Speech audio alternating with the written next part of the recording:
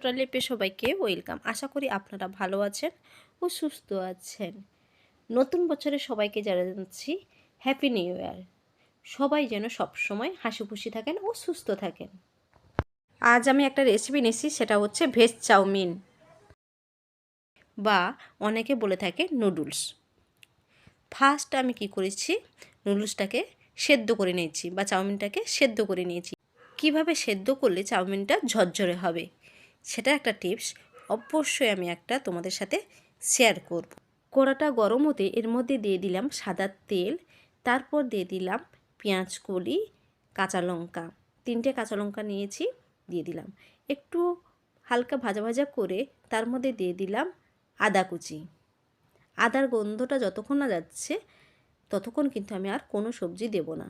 তো আদার গন্ধটা চলে যেতে এর মধ্যে দিয়ে দিলাম আমি গাজরটাকে আমি একটু ভেজে নেব। গাজরটা আমার ভাজা হয়ে গেছে, মানে গাজরটা একদম নরম হয়ে গেছে। তারপর আমি এর মধ্যে দিয়ে দেব ক্যাপসিকাম। আমি এখানে গ্রিন কালারের ক্যাপসিকামটা নিয়েছি। আপনারা চাইলে কিন্তু অনেক কিছু সবজি অ্যাড করতে পারেন। এই শীতে কিন্তু অনেক রকমের সবজি পাওয়া যায়। এই চাউমিনটা খেতে কিন্তু বা নুডলসটা খেতে দারুণ লাগে। নিরামিষ দিনেও আপনারা বাড়িতে এইভাবে বানাতে পারেন।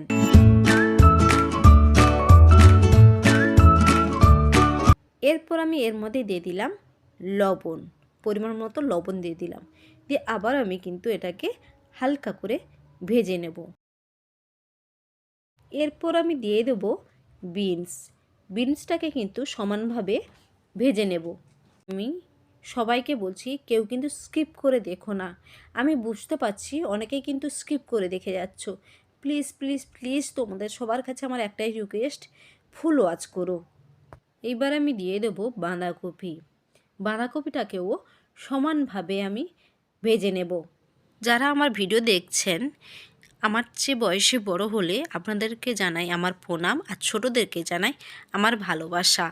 এই নতুন বছরে তোমরা সবাই যেন খুব খুব ভালো থেকো আর সুস্থ থেকো। সব সবজি আমার ভাজা হয়ে গেছে।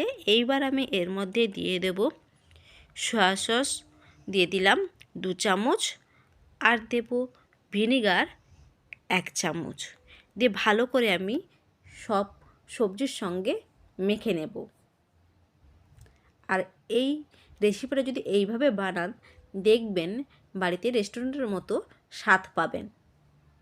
এই শীতকালে অনেকেই কিন্তু রাতে ভাত খান না, মাঝে মধ্যে নিশ্চয়ই চাউমিনটা খান।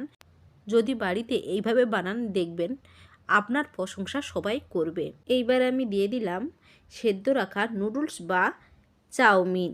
সব সবজির মধ্যে এই নুডলসটা ভালোভাবে আমি মেখে নিয়েছি। তারপর দিয়ে দিলাম আমি গোলমরিচ গুঁড়ো, দিয়ে ভালো করে আমি সব চাউমিনের মধ্যে মিশে নেব।